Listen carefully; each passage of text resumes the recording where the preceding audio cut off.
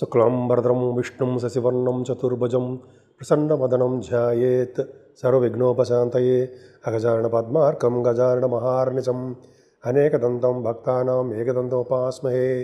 ఓం గం గణపతయే నమః. ఓం శ్రీమాత్రే నమః. ఓం శ్రీ గురుభ్యో నమః. మా ఆది ఆస్ట్రాలజీని చూస్తున్నటువంటి మీ అందరికీ, అలాగే ఫారిన్ కంట్రీస్లో ఉంటూ నాకు ఫోన్ చేస్తున్నటువంటి మీ అందరికీ కూడా పేరు పేరున నా హృదయపూర్వక నమస్కారాలు. ఇప్పుడు మనం 1 మే 2025 నుంచి 31 మే 2025 అంటే ఈ మే నెల మొత్తం కూడా ఎలా ఉండబోతున్నాయి ప్లానెటరీ పొజిషన్స్ 12 రాసుల వాళ్ళకి తెలుసుకుందామండి. అత్యంత అద్భుతమైన మాసం వైశాఖ మాసం మే నెలలో వచ్చింది. అంతేకాకుండా 3 గ్రహాలు కూడా ఈ నెలలో మారబోతున్నాయి, చెప్పుకుందామండి. దానికంటే ముందర మీరు మా ఆస్ట్రాలజీ తరఫున మీరు ఏమైనా జాతకాలు చూపించుకోదలుచుకుంటే మీ date of birth, time of birth, place of birth కావాలండి. నేనే స్వయంగా చూస్తాను జాతకాలు. అలాగే అంతేకాకుండా మ్యాచింగ్స్ అంటే వధూవరుల యొక్క జాతకాలు, అంతేకాకుండా ఒడుగు ముహూర్తాలు, పెళ్లి ముహూర్తాలు చాలా ఉంటాయి కదండి, మంచి మంచి ముహూర్తాలు, గృహప్రవేశ ముహూర్తాలు, ఇవన్నీ కూడా నేనే పెడుతుంటాను. 35 years ఆఫ్ ఎక్స్పీరియన్స్ నాకుంది. ఇది మీ వాదినారాయణరావు. మీకు కావాలంటే 7075389589 ఫోన్ చేయొచ్చు, నేనే లిఫ్ట్ చేస్తా. ఒకవేళ ఈ షూటింగ్స్లోనూ వీటిలో బిజీలో ఉంటే మీరు ఏమనుకోవద్దు, మీరు నాకు వాట్సాప్ పెట్టండి. 7075389589 నా సెల్ నెంబర్ అనమాట. అంతేకాకుండా అండి, మీకు నా వీడియోలు బాగా నచ్చాయని అనుకుంటున్నాను. ఒకవేళ నచ్చితే మీరు లైక్ చేయండి, షేర్ చేయండి, అలాగే సబ్స్క్రైబ్ చేయండి. మీనరాశి వారికి ధైర్యమే వాళ్ళకి రక్ష అండి. మీకు ఉన్న ధైర్యమే మీకు రక్ష. ధైర్యమా? అంతే. మీరు ధైర్యంగా ఉంటారు, కష్టపడతారు. కష్టే కష్టానికి తగ్గట్టు ఫలితం వచ్చి తీరుతుందండి. కొద్దిగా ఆలస్యం అవుతుందేమో తప్ప ఫలితాలు రావడము, ఫలితాలు ఫేవరబుల్గా రావడం ఖాయం. బుధశుక్రులు మీ రాశిలో ఉన్నారు కాబట్టి మీకు తెలివితేటలు ఎక్కువ ఉంటాయండి. వ్యాపార నిమిత్తం తెలివితేటలు ఎక్కువ ఉంటాయి. అద్భుతం. రాహుడు మారిపోతాడు అనుకోండి, శనీశ్వరుడు ఉన్నాడు కాబట్టి మీకు కొద్దిగా కష్టపడి చేస్తుంటాడు. కొద్దిగా ఏలాంటి ప్రభావం కూడా ఉంది కాబట్టి కొద్దిగా మీరు కష్టపడండి, బద్దకిస్తుంటారు. దానికి బద్దకించకండి, సక్సెస్ అవ్వండి. ఇక రవిబుధులు ఉన్నారండి, ద్వితీయంలో రవిబుధులు అంటే ఉన్నారు. అది కూడా 7వ తారీఖు నుంచి 15వ తారీఖు వరకు ఉంటారండి. రవిబుధులు ఖాళీ చూడండి, 14 7 అంటే వారం రోజులు ఉంటారు. ద్వితీయంలో రవిబుధులు ఉన్నారంటే డాక్టర్స్కి చాలా బాగుంటుంది, ప్రొఫెషనల్గా చాలా బాగుంటారు వాళ్ళు. అంతేకాకుండా ఈ కాస్ట్ అకౌంటెంట్స్, చార్ట్ అకౌంటెంట్స్ అంటారు సార్, ఆడిటర్స్, వాళ్ళక్కడ సక్సెస్ఫుల్గా ఫైనాన్షియల్ స్టేటస్ పెరుగుతుంది. ఇలా బుధుడు ద్వితీయ భావంలో ఉన్న మీరు జాతకంలో చూసుకోండి, ద్వితీయ భావంలో బుధుడు ఉన్నాడంటే పాటలు పాడడము, కళారంగంలో అభిరుచి ఉండడము, ఏదో ఒకటి కళ రావడం జరుగుతుంది. వాయిద్యంలోనూ, నృత్యాల్లోనూ, లేకపోతే పాటలు పాడడంలోనూ మీరు ఉంటారు. పైగా 4th house లార్డ్ ద్వితీయంలో ఉన్నాడు, అదొకటి కారణం డబ్బు సంపాదించడంలో. అలాగే దూర ప్రాంత ప్రయాణాలు, ఫారిన్ కంట్రీస్ వెళ్ళడం కూడా బుధుడే కారకం అవుతాడు. బుధుడు ద్వితీయ భావంలో బుధుడు మీకు మంచివాడు కాకపోయినాడండి, మంచివాడే అని చెప్తాను నేనైతే. ఎందుకంటే మంచి రిజల్ట్స్ ఇస్తాడు, కుటుంబంలో వృద్ధి కలిగిస్తుంటాడు, ధనప్రాప్తి, ధనయోగాలు అన్నీ బ్రహ్మాండంగా ఉంటాయి. ఇంకా గురుడు రవి ఒకేసారి మారిపోతున్నారండి 15వ తారీఖుని. 15వ తారీఖుని రవి 3వ భావంలో ఉంటాడు. 6వ భావాధిపతి 3వ భావంలో. ధైర్యంగా ఉంటారండి. మీరు చెప్పారు కదండి, మీరు నమ్ముకున్న ధైర్యమే మిమ్మల్ని రక్షగా ఉంటుంది. మీరు చాలా ధైర్యవంతులు కాకపోతే ధైర్యవంతులు చేస్తాడు రవి. పైగా 3వ భావంలో ఉండడం వల్ల ప్రయాణాలు చేస్తుంటారు, కమ్యూనికేషన్ స్కిల్స్ పెంచుకుంటారు, వాహనాన్ని ఇస్తాడు మీకు. బుల్లెట్ లేకపోతే చెవర్లెట్ అన్నట్టుగా కారు ఏదో మీద మీరు కొనుక్కుంటారండి. కాకపోతే ఇంకోటి ఏంటంటే మీకు కమ్యూనికేషన్ స్కిల్స్ని బాగా డెవలప్ చేసుకుంటారు, తెలివిగా ఉంటారు, స్పీడ్గా ఉంటారు. అది ఒక గొప్ప అదృష్టం అండి.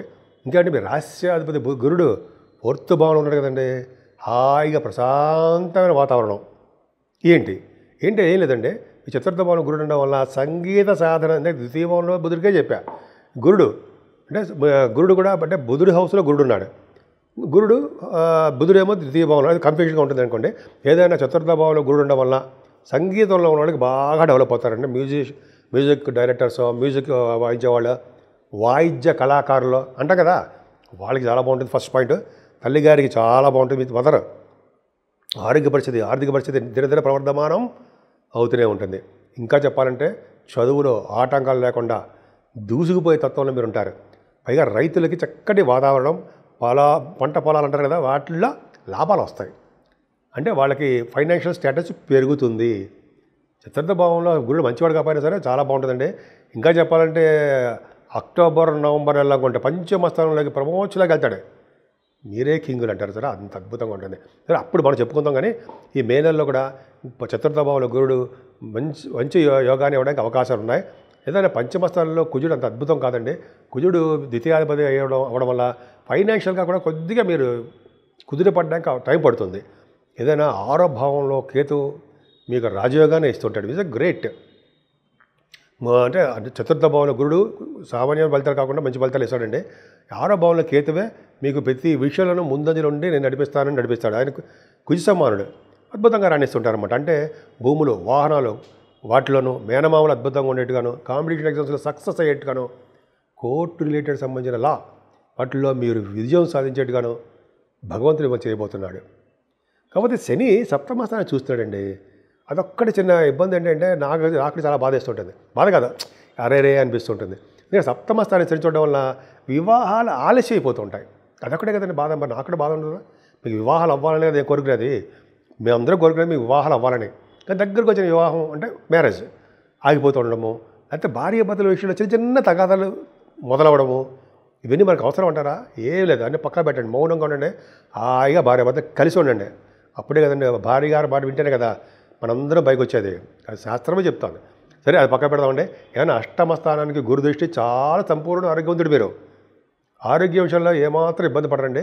ఇందా నేను చెప్పినట్టుగా 6వ భావంలో కేతు ఇలా ఉన్నాడో, బాగా అష్టమ స్థానాన్ని కూడా గురుదృష్టి ఉండడం వల్ల లాకు సంబంధించిన విషయాల్లో అంటే వాటిలో మీకు మంచి ఫేవరబుల్గా భగవంతుడి దేవాలయం మంచి ఫేవరబుల్గా ఉంటుంది. మీరు నిజాయితీ పనులు అయి ఉంటాయి, ఫేవరబుల్గా రావడానికి అవకాశం ఉంటుంది. చాలా మంచిది. తర్వాత అంతేకాకుండా సేవకాజనం ఉంటారండి. మీకు రాసిన డబ్బులు ఎక్కువ వస్తూ ఉంటాయి. సడన్ గెయిన్స్ అనుకోరు కానీ వస్తూ ఉంటాయి. అది గొప్ప అదృష్టం మీకు. అంతేకాకుండా భాగ్యస్థానానికి 14వ తారీఖు వరకు గురుదృష్టి ఉంది కాబట్టి మీ భాగ్యం వృద్ధి అవుతూ ఉంటుంది. నాన్నగారి యొక్క పరిస్థితి బ్రహ్మాండంగా ఉంటుంది, అది డౌట్ లేదు. కానీ భాగ్యాధిపతి కుజుడు కూడా నేచర్లో ఉన్నాడు కాబట్టి ఖచ్చితంగా మీరు ఏదైనా పూజలు చేయించుకోవాల్సిందే. కుజుడికి సంబంధించిన పూజలు ఖచ్చితంగా ఉండాలండి. మీ భాగ్యం వృద్ధి అవ్వాలన్నా, రియల్ ఎస్టేట్ రంగంలో బాగా రావాలన్నా, ఉన్నతమైన చదువుల కోసం విదేశాలు వెళ్ళాలన్నా, తీర్థయాత్ర చేయాలన్నా, ఏ పని కార్యక్రమాలు ఉన్నారన్నా సుబ్రహ్మణ్యేశ్వరుడు ఒక్కడే ఆయన పూజలు చేసుకోవడం వలన సక్సెస్ అవుతుంది. ఇంతకుముందు ప్రొఫెషనల్గా మీరు బాబోయ్ అని చెప్పారు కదండి, శని చూస్తున్నాడు, మీరు ప్రొఫెషనల్గా మీకు డెవలప్ అవ్వలేరని చెప్పారు. కానీ 15వ తారీఖు నుంచి తన ఓన్ హౌస్ని కేంద్ర స్థానం అనే దశమ స్థానాన్ని, అంటే లగ్నం తర్వాత అత్యంత బలమైనది ఏంటయ్యా అంటే 10th హౌస్ రాజ్యస్థానం. సో రాజ్యస్థానాధిపతి రాజ్యస్థానాన్ని చూసుకోవట్లా అంటే శని చూసినా కూడా నా ఓన్ హౌస్ నేను చూసుకుంటాను, నువ్వు పక్కగా జరగనట్టుగా ఆయన తన ఓన్ హౌస్ చూసుకుంటాడండి. ఉద్యోగంలో డెవలప్మెంట్స్ ఎక్కువ ఉంటాయి. శనీశ్వరుడు యొక్క ఆటలు సాగవు. ఇక్కడ సాగవంటే ఆయన ఇబ్బంది పెడుతుంటే లేట్ అయిపోతుంటుంది. ముఖ్యంగా ఆడవాళ్ళు చెప్తున్నారండి, ఉద్యోగుల కోసం ప్రయత్నిస్తారు, ఆర్డర్స్ ఇస్తారు, అన్నీ అయిపోతాయి. కానీ మరి జాయినింగ్ రిపోర్ట్ ఇవ్వడం అయితే లేట్ అయిపోతుంటుంది. అది చిన్నది అట్లా ఉదాహరణకి.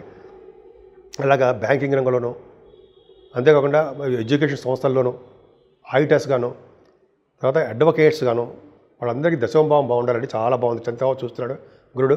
అలాగే వేదశాస్త్ర పండితులకి, ఆగమశాస్త్ర కోవిదులకి వాళ్ళు దశమస్థానం బాగుండాలండి. అలాగే అద్భుతంగా ఉందండి.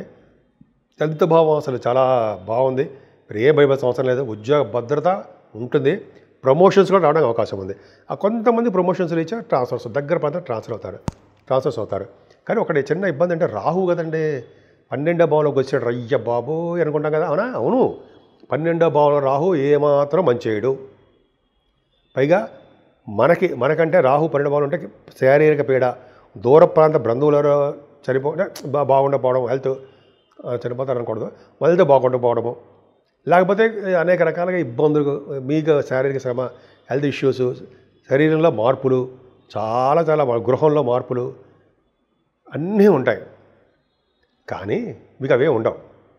ఎందుకంటే ఎందుకంటే మమ్మల్ని టెన్షన్ పెడతావు అంటారే, ఉండవు. ఏంటంటే గురుడు చోట్ల మరి 12వ భావాన్ని మీ రాశ్యాధిపతి 12వ భావం చూసుకుంటే ఇవన్నీ కష్టాలు ఇస్తాడండి. మీరు రాహువాళ్ళు వచ్చే కష్టాలు కలిగించేది చేస్తాడా? సామాన్యంగా ఉంటాయి. కాబట్టి మీరు ఏం భయపడాల్సిన అవసరం లేదండి. 12వ భావం సేఫే. రాహు ఉన్నప్పటికీ చిన్న చిన్న ఇబ్బందులు పడుతుంటారు. అంత మాత్రం రాహుని నిర్లక్ష్యం చేయకూడదు. అది అక్కడ గుర్తుపెట్టుకోవాలి. నిర్లక్ష్యం చేయకూడదంటే మరి ఏం చేయాలండి అంటే అమ్మవారిని పూజించాలి. కనకదుర్గ అమ్మవారిని పూజించాలి. మీకు ఇష్టం, మీ గ్రామ దేవత అయినా సరే అమ్మవారిని పూజించండి. సకల శుభాలు కలిగి తీరతాయి. ముఖ్యంగా రాహు కేతుల మధ్యలో ఈ ప్లానెట్స్ ఉండిపోవడం వల్ల, కుజుడు కూడా ఉండిపోవడం వల్ల కాళహస్తి సందర్శించండి. లేకపోతే మీకు మోపిదేవిలో సుబ్రహ్మణ్య స్వామి ఆరాధన, సుబ్రహ్మణ్య స్వామి నాగప్రతిష్ఠ చేసుకుంటే మరిన్ని శుభఫలితాలు మీకు వస్తాయి. ఇప్పుడు మనం రెమెడీస్ గురించి తెలుసుకుందామండి. 12 రాశుల వాళ్ళు మేషరాశి నుంచి మీనరాశి వరకు కూడా ఈ 12 రాశుల వారు ఎలా పూజించాలి, ఏం చేస్తే బాగుంటుంది అంటే మాత్రము చెప్పచ్చు, ఇప్పుడు చెప్పుకోవచ్చండి. ముఖ్యంగా ముందర ఈ నెల దీన్ని వైశాఖ మాసం అంటామండి. చైత్రం తర్వాత వచ్చే మాసం వైశాఖ మాసము. ఇది విష్ణుమూర్తికి చాలా ఇష్టమైన మాసం అనమాట అండి. విష్ణువుని పూజించాలి. అంతేకాకుండా 8వ తారీఖుని మనకి అన్నవరం సత్యనారాయణ స్వామి వారికి కళ్యాణం జరగబోతోంది. ఆ స్వామిని విష్ణుమూర్తిని పూజించడం 8వ తారీఖుని. అలాగే 12వ తారీఖు ఉండే పౌర్ణమి. ఈ పౌర్ణమి పూట చేసే దానాలు, వాటి యొక్క ఫలితాలు, వాళ్ళ మహిమలు అంతా ఇంతా కావు. ఈ చైత్రమాసం మొత్తం దానాలు చాలా ఇంపార్టెంట్. 12వ తారీఖు మరింత ఇంపార్టెంట్ ఉంటుందండి. ఏం దానాలు చేయాలి? ఈ నెలలో ముఖ్యంగా చేయాల్సింది జలదానం. అంటే మంచినీళ్ళు, చల్లటి మంచినీళ్ళు దానం చేయడం, చలివేంద్రాలు పెట్టడం, మజ్జిగ ప్యాకెట్లు దానం చేయడం. ఇది మోస్ట్ ఇంపార్టెంట్ అండి. మజ్జిగ అంటే జనరల్గా మనం జలదానం చేస్తాం. తర్వాత గొడుగుల వల్ల ఫలితం చాలా అద్భుతంగా ఉంటుందండి. గొడుగు దానం చేయడం వేదశాస్త్ర పండితులకి, కొంతమంది బ్రాహ్మణులకి, ఎవరికి ఇష్టమైన వాళ్ళకి గొడుగులు దానం. చెప్పులు మర్చిపోకూడదండి. విసిరికరలు అదొకటి. వస్త్రాలు, ఇవన్నీ ఏంటంటే కంపల్సరీగా ఏ చేస్తే చాలా మంచిదండి. అదొక అద్భుతమైన ఫలితాలు మనకి చాలా మనకి వచ్చి తీరుతాయి.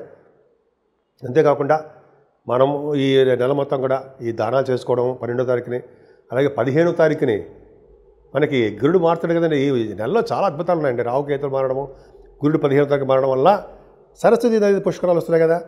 ఆ సరస్వతి నది పుష్కరాల్లో స్నానం చేయడం వల్ల మరింత ఫలితాలు బ్రహ్మాండం కలుగుతాయి కదా. ఇంకోటి తెలుసా అండి, శాస్త్రం కొంత నేను చదివించడం ఏంటంటే, మనం వీటి నదీ స్నానాలు వెళ్ళినప్పుడు వెళ్ళి స్నానాలు చేసేసిన తర్వాత అక్కడ పట్ట పిండేసుకోకూడదు. మనం కట్టుకున్న బట్ట అలా ఒడ్డు వరకు వచ్చిన తర్వాత ఆ నీళ్లు కారనివ్వాలట. ఎందుకు? ఆ నీళ్ళనే దేవతలో మొత్తానికి ఎవరో ఉండండి వాళ్ళు స్వీకరిస్తారట. అది ఒక కదా, పితృదేవతలు అన్నారు అది వాళ్ళు.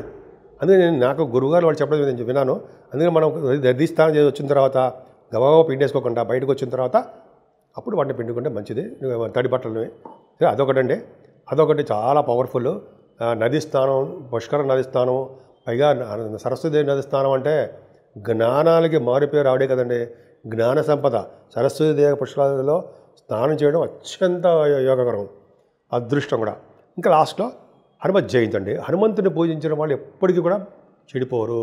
హనుమంతుని పూజించడం వల్ల సకల దేవతలు పూజించినట్టే అంటాం కదండి. హనుమంతుడు ఆంజనేయ స్వామిని పూజించడం వల్ల మనకి శనీశ్వరుడు వల్ల వచ్చే దోషాలు పరిహారం అవుతాయని చెప్పి అంటలా పెద్దలు. సో ఈ విధంగా ఆంజనేయ స్వామిని పూజించడము, ఆయనకి ఆ రోజు అప్పాలు, ఇంకా అది కూడా ఒక ఎపిసోడ్ చేసుకుందామండి. అప్పాలు నైవేద్యం పెట్టడము, తమలపాకులు నైవేద్యం పెట్టడము, 11 ప్రదక్షిణాలు చేయడము, ఆయన దగ్గర దీపారాధన చేయడము, ఇవన్నీ ఆయన యొక్క ఆశీస్సులు తీసుకోవడం వలన మనకి ఎటువంటి గ్రహాల వల్ల వచ్చే దోషాలన్నీ కూడా పరిహారం అవుతాయండి. అంతేకాకుండా ఈ నెల మొత్తం కూడా రాహుకేతుల మధ్యలో ఉండిపోవడము గ్రహాలన్నీ, అందుకని అమ్మవారిని పూజ చేసుకోవడం వల్ల. అలాగే కుజుడు సుబ్రహ్మణ్య స్వామి ఆరాధన మర్చిపోకుండా చేయాలంటే, సుబ్రహ్మణ్య స్వామిని పూజించిన వాళ్ళు అసలు ఎక్కడికో తీసుకెళ్ళి కూర్చోబెడతాడు. ఎటువంటి దోషాలు ఎక్కడ కాపాడుతాడండి ఆయన. అద్భుతం ఫలితం ఉంటాయి. సో ఈ విధంగా 12 రాసుల వాళ్ళకి చెప్పదగ్గ సూచన ఏంటంటే, మనకి ఏ దేవుడు ఇష్టమైతే ఆ దేవుడిని పూజించడం వల్ల సకల శుభాలు, సకల సౌఖ్యాలు కలగడం కాకుండా మనకి సంపూర్ణ ఆరోగ్యప్రదంగా, ఆనందదాయకంగా, సంతృప్తిగా మనం ఎప్పుడూ ఉంటామని, మీరందరూ ఆరోగ్యాలతో ఉంటారని నేను మనస్ఫూర్తిగా కోరుకుంటున్నాను.